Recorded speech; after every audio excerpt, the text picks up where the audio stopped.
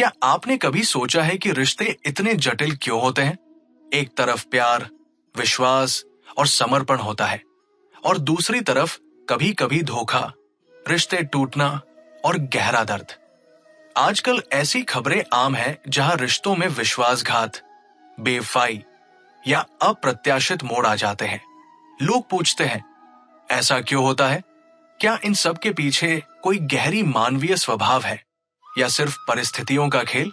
अगर ये सवाल आपके मन में भी उठते हैं, अगर आप रिश्तों की इन उलझनों को समझना चाहते हैं और भगवत गीता के दिव्य ज्ञान से एक स्थायी समाधान खोजना चाहते हैं, तो ये वीडियो सिर्फ आपके लिए है, क्योंकि आज हम रिश्तों के सबसे मुश्किल सवालों का सामना करेंगे और जानेंगे कि प्यार, विश्वास और धोखा, इन सब के पीछे भगवत गीता क्या कहती है।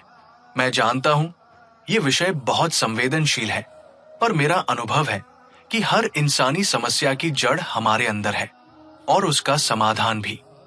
और इस गहन यात्रा में आपका सच्चा साथी है ये आध्यात्मिक साथी चैनल। हमारा मकसद है आपको भगवत गीता के शाश्वत ज्ञान से जोड़ना, जो श्री कृष्ण ने अर्जुन को दिया था और जो आज भी उतना ही प्रासंगिक है। हम यहाँ आपके साथ इस पवित्र यात्रा में, जहां हम जीवन के हर पहलू को आध्यात्मिक नजरिए से समझेंगे और अपने जीवन को एक नई दिशा देंगे। अगर आप इस बदलाव वाली यात्रा का हिस्सा बनना चाहते हैं, तो अभी इस वीडियो को लाइक करें, अपने दोस्तों और परिवार के साथ शेयर करें और आध्यात्मिक साथी को सब्सक्राइब करना मत भूलना। ये सिर्फ एक चैनल नहीं, ये आपका अपना परिवार है जो आपको हर सवाल का जवाब देगा।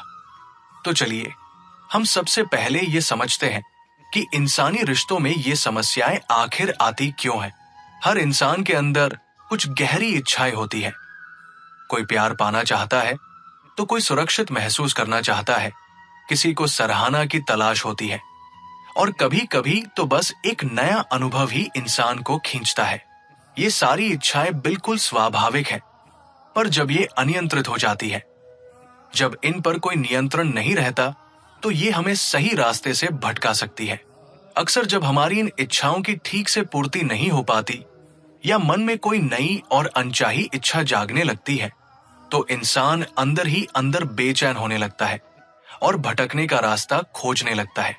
यही वो मुश्किल पड़ाव होता है जहां रिश्तों में तनाव और दबाव पैदा हो सकता है, और यही हमें क्षणिक सुख की ओर धकेल देता है, जो हमें कुछ पल की खुशी तो देता है, पर स्थायी आनंद से दूर कर देता है।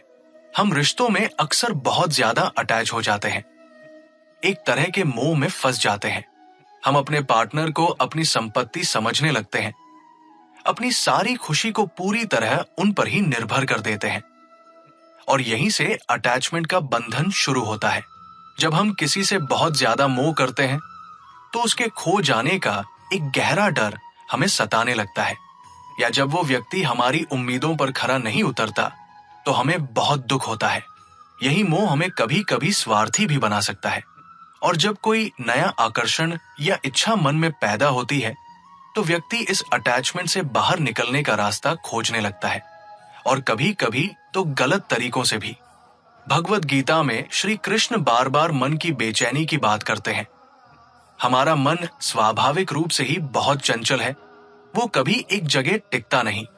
ये हमेशा कुछ नया चाहता है, खुशी की तलाश में रहता है और अक्सर आसान रास्ते या शॉर्टकट्स ढूंढने लगता है। जब ये मन अनियंत्रित हो जाता है, तो ये सही और गलत का फर्क नहीं कर पाता, बुद्धिमत्ता खो बैठता है। ऐसे में ये हमें बिना सोचे समझे निर्णय लेने पर मजबूर करता है, और हम अपने कर्मों के परिणामों के बारे में बिल्कुल नहीं सोचते। रिश्तों में बेवफाई या धोखा अक्सर इसी अनियंत्रित मन का परिणाम होता है, जब व्यक्ति अपनी इच्छाओं का गुलाम बनकर गलत दिशा में चला जाता है। कई बार इंसान अपने असली स्वरूप को नहीं जानता, उसे इस बात का आत्मज्ञान नहीं होता कि वो असल में कौन है। जब हमें ये पता ही नहीं होता कि हम कौन हैं, हमारी आत्मा की सच्ची जरूरतें क्या है, तो हम अपनी खुशी बाहरी चीजों या दूसरे लोगों में ढूंढते रहते हैं, और ये एक तरह की अज्ञानता है जो हमें भ्रम में रखती है। जब व्यक्ति अंदर से खाली महसूस करता है, तो वो उस खालीपन को भरने के लिए बाहर कुछ नया खोजने लगता है, भले ही वो गलत हो, क्योंकि उसे लगता है कि बाहरी चीजें ही उसे पूर्ण कर सकती है। गीता कहती है कि आत्मज्ञान ही हर समस्या का मूल समाधान है, और जब हमें अपनी आत्मा का पता चलता है तो बाहरी खालीपन अपने आप भर जाता है। भगवत गीता कर्म के सिद्धांत पर बहुत जोर देती है, जो कहता है कि कर्मण्येवाधिकारस्ते मा फलेषु कदाचन। इसका सीधा मतलब है कि कर्म करने का अधिकार आपका है, पर उसके परिणाम पर आपका कोई अधिकार नहीं। हर कर्म का एक परिणाम होता है, चाहे वो अच्छा हो या बुरा, और ये कर्म का अटल नियम है। जब कोई व्यक्ति किसी रिश्ते में धोखा देता है या गलत व्यवहार करता है, तो उसके उन कर्मों का परिणाम उसे किसी न किसी रूप में जरूर मिलता है, और ये सिर्फ इस जीवन में नहीं बल्कि कई जन्मों तक उसका पीछा कर सकता है। कर्म का सिद्धांत हमें ये सिखाता है कि हमें अपने हर विचार, अपने हर शब्द और अपने हर कर्म के लिए बहुत जागरूक और सचेत रहना चाहिए, क्योंकि हर चीज का एक प्रभाव होता है। तो फिर इन सारी समस्याओं और मुद्दों से बाहर कैसे निकलें? भगवत गीता हमें इन सब के समाधान का दिव्य मार्ग दिखाती है। कृष्ण कहते हैं, मन एव मनुष्याणा कारण बंध मोक्ष्यों, यानी मन ही इंसान के बंधन और मुक्ति का कारण है। रिश्तों में समस्याओं से बचने और स्थायी खुशी पाने के लिए सबसे पहले मन पर नियंत्रण पाना जरूरी है। इसका मतलब मन को दबाना नहीं है, बल्कि उसे सही दिशा देना है, उसे समझाना है। इसके लिए आप रोजाना ध्यान का अभ्यास करें। अपने विचारों को बस देखें, उन्हें जज न करें।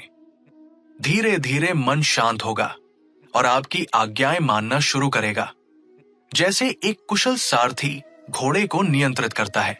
गीता हमें सिखाती है कि प्यार और अटैचमेंट में बहुत बड़ा फर्क है। सच्चा प्यार आजादी देता है, जबकि अटैचमेंट बांधता है। रिश्तों में अनासक्ति का मतलब है अपने पार्टनर से गहरा प्यार करना, पर उन पर निर्भर न होना, उन्हें अपनी प्रॉपर्टी न समझना। आप अपने पार्टनर को मेरा कहने के बजाय हमारा या ईश्वर का हिस्सा समझें। उनकी खुशी में अपनी खुशी ढूंढें, पर अपनी सारी खुशी को पूरी तरह उन पर निर्भर न करें। जब आप अनासक्त होते हैं तो अटैचमेंट का डर खत्म हो जाता है और प्यार शुद्ध हो जाता है। रिश्तों में धर्म को फॉलो करना बहुत जरूरी है। धर्म का मतलब सिर्फ पूजा पाठ करना नहीं है, ये आपकी निष्ठा और कर्तव्य है। धर्म का मतलब है अपने पार्टनर के लिए ईमानदारी, विश्वास और सम्मान बनाए रखना और अपने वादे निभाना।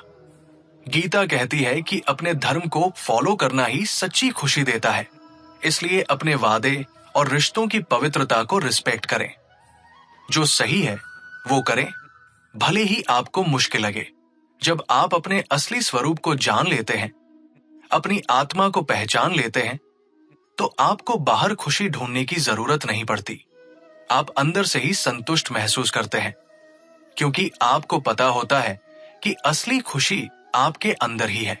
स्वाध्याय, स्पिरिचुअल टेक्स्ट का अध्ययन, आत्मचिंतन और ध्यान के जरिए अपने असली स्वरूप को जानें।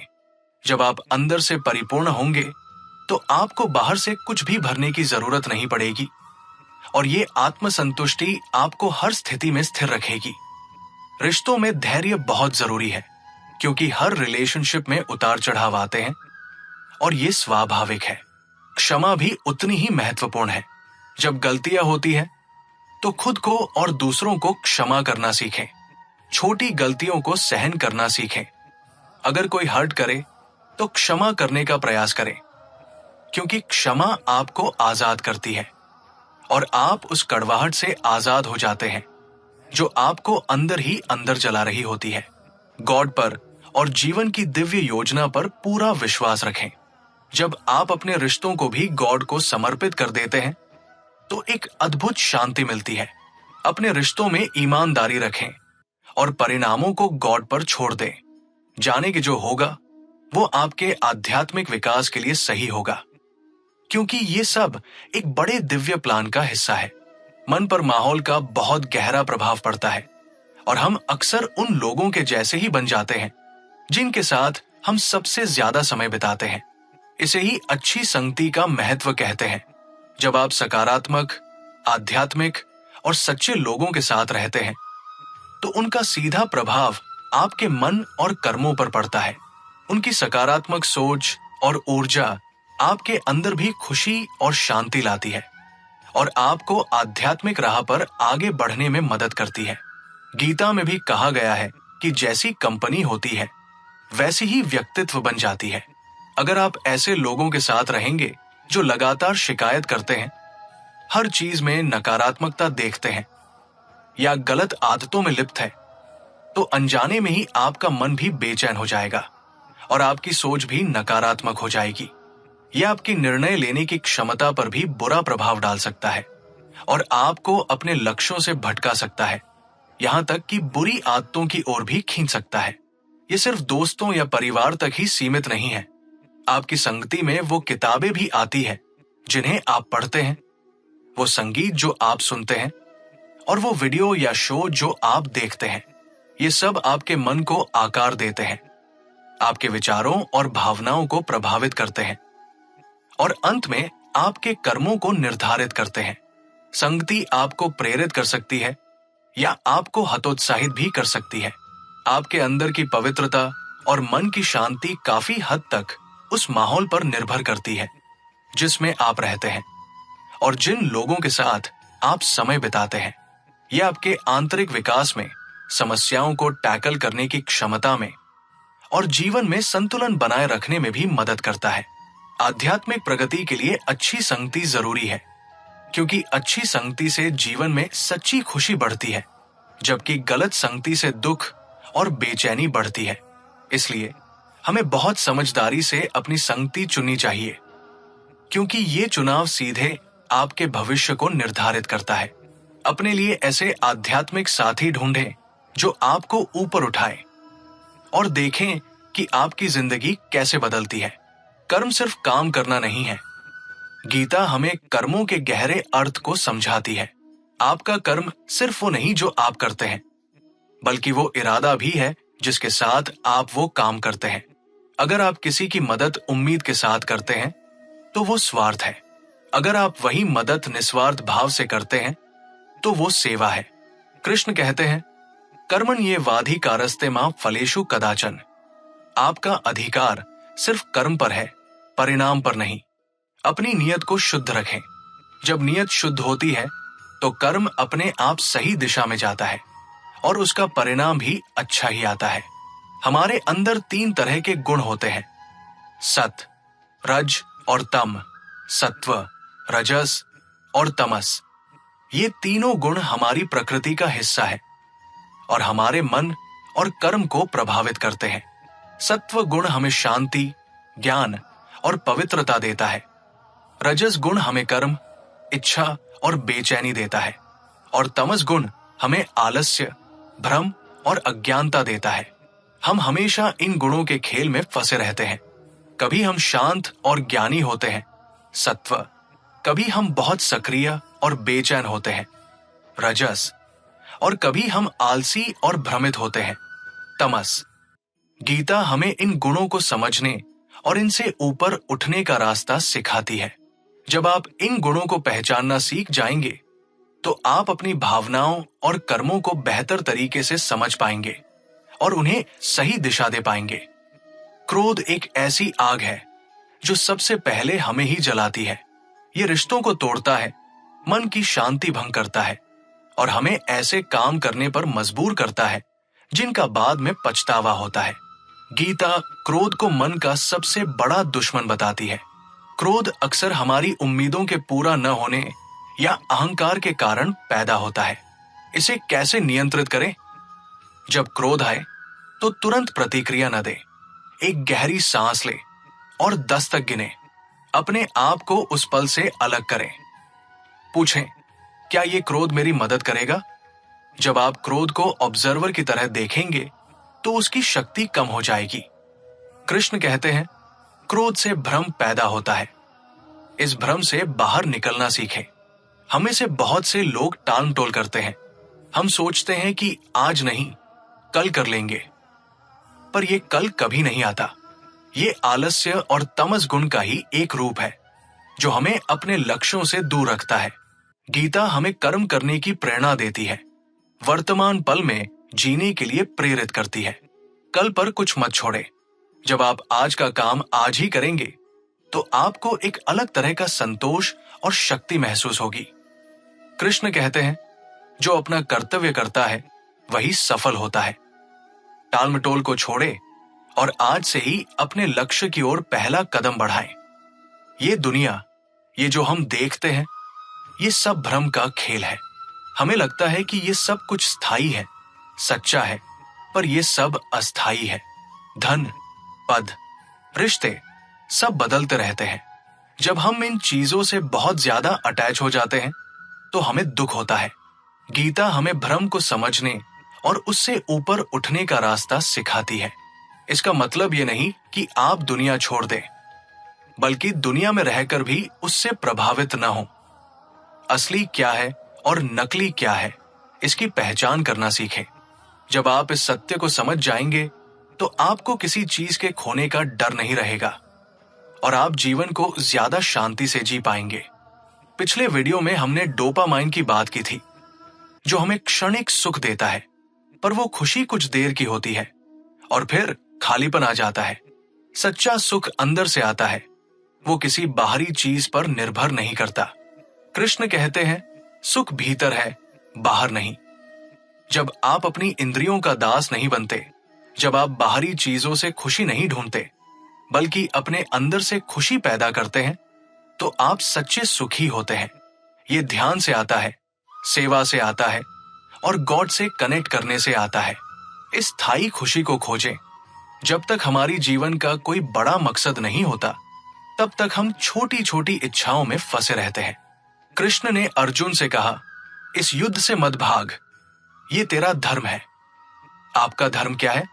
क्या आप सिर्फ गुजारा करने के लिए जी रहे हैं या किसी के लिए प्रेरणा बनना चाहते हैं? अपने असली धर्म को पहचानना सीखें। वो काम जो आपकी प्रकृति के अनुकूल हो, जो आपको अंदर से खुशी दे और जिससे दूसरों का भी भला हो। जब आप किसी बड़े मकसद से जीने लगते हैं, आपकी ऊर्जा बर्बाद नहीं होती, केंद्रित हो जाती है। आप लत से नहीं, प्रेरणा से जिएंगे। आप तनाव में नहीं, बदलाव में रहेंगे। यही आपके जीवन का अल्टीमेट फुलफिलमेंट है। इस पूरी आध्यात्मिक यात्रा का अल्टीमेट गोल आत्मबोध है।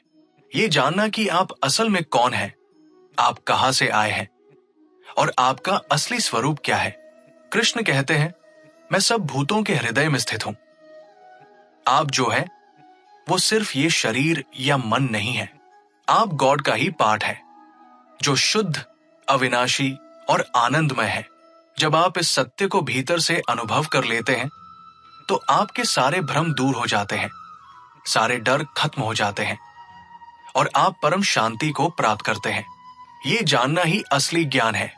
जीवन में लोग आपकी आलोचना भी करेंगे और आपकी प्रशंसा भी, पर अगर आप दोनों से बहुत ज्यादा प्रभावित होते हैं तो आपका मन कभी शांत नहीं रह पाएगा। गीता हमें सिखाती है कि आलोचना और प्रशंसा दोनों से ऊपर उठना सीखें। लोग जो कहते हैं वो उनका विचार है, आपका सत्य नहीं। कृष्ण कहते हैं, समदु अख सुखन धीरा सुमृतत्वाय कल्पते, यानी जो दुख सुख में सम रहता है वही अमरता को प्राप्त होता है। अपनी पहचान अपने कर्म से बनाएं, न कि लोगों की राय से। जब आप इस पर फोकस नहीं करेंगे तो आपका मन शांत हो जाएगा। हर डर की जड़ असुरक्षा और अज्ञानता है। कृष्ण ने अर्जुन से कहा, तुम किस बात से डरते हो? डर तब तक रहता है जब तक हमें खुद पर या गॉड पर पूरा विश्वास नहीं होता। जब आप ये जानते हैं कि आप अकेले नहीं हैं, जब आप ये स्वीकार करते हैं कि आपके साथ एक ऐसी शक्ति है जो आपको हमेशा संभाल रही है, जो हर कदम पर आपको गाइड कर रही है, तो डर अपने आप कम होने लगता है। डरमुक्त जीवन का आधार है परम विश्वास। हमारी इंद्रियां अक्सर हमें वासना और कामुकता की ओर खींचती है, जो हमें क्षणिक सुख तो देती है, पर अंत में खालीपन और अपराध बोध छोड़ जाती है। गीता कहती है, इंद्रियाणि प्रमाथीनि हरंती प्रस्भम मना। यानी ये इंद्रिया इतनी शक्तिशाली है कि बलपूर्वक मन को हर लेती है। कृष्ण कहते हैं, जो इंद्रियों को नियंत्रित करता है वही योगी है। इसका मतलब दबाना नहीं, बल्कि ऊर्जा को सही दिशा देना है। अपनी ऊर्जा को किसी रचनात्मक कार्य में लगाएं, जैसे कला, संगीत या कोई ऐसा काम जिससे दूसरों का भला हो, या फिर ध्यान में, जहां आप अपनी ऊर्जा को भीतर की ओर मोड़ सकें। ये ऊर्जा ही आपकी सबसे बड़ी शक्ति है। इसे सही जगह लगाएं। जीवन में दुख और सुख आते जाते रहेंगे, ये जीवन का पाठ है। पर गीता हमें सिखाती है समत्व, यानी दुख और सुख में समान रहना। कृष्ण कहते हैं, सिद्धि सिद्धियों समो भूत्वा समत्व योग उच्यते, यानी सफलता और असफलता में समान रहना ही योग है। जब आप न खुशी में बहुत ज्यादा खुश होते हैं और न दुख में बहुत ज्यादा परेशान होते हैं, तो आपका मन हमेशा शांत रहता है। ये वो कला है जो आपको अंदर से अटूट बनाएगी। हमने कर्म योग की बात की, पर निस्वार्थ कर्म ही उसकी पराकाष्ठा है। जब आप कर्म करते हैं, अपना 100% देते हैं, पर परिणामों की चिंता नहीं करते, तो आपका कर्म अपने आप शुद्ध और शक्तिशाली हो जाता है। ये आपको उम्मीदों के बोझ से मुक्त करता है और आपके अंदर एक अद्भुत शांति लाता है। जब आप निस्वार्थ कर्म करते हैं, तो आप सिर्फ अपनी ड्यूटी निभाते हैं और परिणाम अपने आप सही आते हैं। फाइनली, याद रखें, जीवन ही आध्यात्मिक अभ्यास है। ये कोई एक दिन का काम नहीं है, ये हर पल का अभ्यास है। हर कर्म, हर विचार, हर सांस एक अवसर है अपने अंदर के कृष्ण से कनेक्ट करने का। आप जो भी कर रहे हैं, उसे पूरे फोकस से, प्रेम से करें। अपने अंदर के कृष्ण को हर पल महसूस करें। ये यात्रा कभी खत्म नहीं होती, ये बस गहराई में उतरती जाती है और हर कदम पर आप अपने असली स्वरूप के और करीब आते जाते हैं। ये निरंतर अभ्यास आपको परम आनंद की ओर ले जाएगा। अपनी आंखें बंद करें और मेरी आवाज को अपने अंदर महसूस करें। एक गहरी सांस लें और धीरे धीरे बाहर छोड़ें। अपने पूरे शरीर को ढीला छोड़ दें। महसूस करें कि आप इस ब्रह्मांड का हिस्सा हैं और आप अकेले नहीं हैं। मैं आत्मा हूं, मैं शुद्ध हूं, मैं पूर्ण हूं। महसूस करें कि आप उस डर, उस तनाव, उस अटैचमेंट, उस अहंकार, उस ईर्ष्या, उस क्रोध, उस निराशा से पूरी तरह मुक्त हो रहे हैं। हर नकारात्मकता आपके शरीर से बाहर निकल रही है, जैसे धुआं हवा में घुल जाए।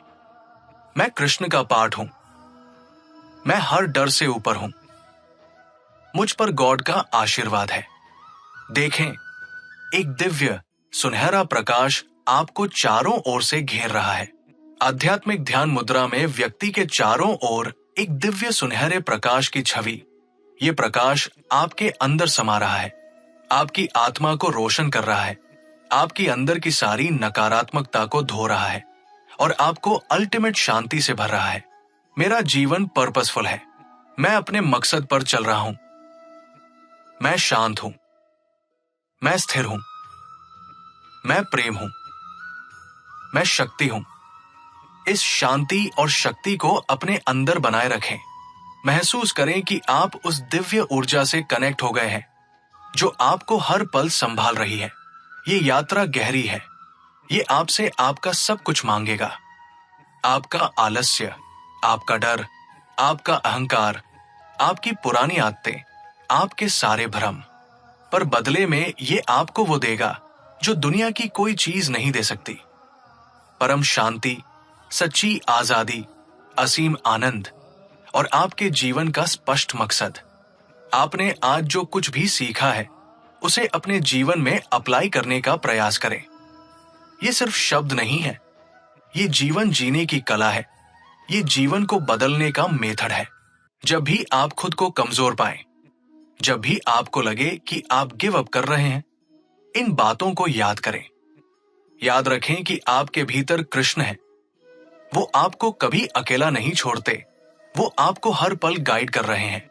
और हां, अगर इस वीडियो ने आपके दिल को छुआ है, अगर आपको लगा है कि ये बातें आपकी जिंदगी में कोई फर्क ला सकती है, अगर आपको एक नई दिशा मिली है, अगर आपको अपने मकसद की पहली झलक मिली है, तो ये आपका आध्यात्मिक साथी आपके साथ हमेशा रहेगा। इस वीडियो को दिल से लाइक करें। आपका एक लाइक हमें बताता है कि हम सही रास्ते पर हैं, और ये ज्ञान हजारों लोगों तक पहुंच सकता है जो अपने मकसद की तलाश में हैं। अपने दोस्तों और परिवार के साथ शेयर करें, खासकर उन लोगों के साथ जो अंदर से स्ट्रगल कर रहे हैं, जिन्हें इस ज्ञान की सख्त जरूरत है। आपका एक शेयर किसी की जिंदगी बदल सकता है, किसी को अंधेरे से निकाल कर प्रकाश में ला सकता है। और आध्यात्मिक साथी को सब्सक्राइब करना मत भूलना, बेल आइकॉन भी दबा देना, ताकि जब भी हम अगला वीडियो डालें आप तक सबसे पहले पहुंचे। ये सिर्फ एक चैनल नहीं, ये आपका अपना परिवार है। इस ज्ञान और इस संगति को हमेशा बनाए रखें। हमें कमेंट्स में बताएं, आज कौन सी बात ने आपको सबसे ज्यादा छुआ? क्या आपको अपने जीवन के मकसद की कोई झलक मिली, या आपको सच्ची शांति का रास्ता दिखा? हम आपकी बातें सुनना चाहते हैं, क्योंकि आपका हर अनुभव हमारे लिए मायने रखता है। याद रखें, आप अर्जुन हो और आपके कृष्ण आपके साथ है हमेशा। ये सफर आपके अकेले का नहीं।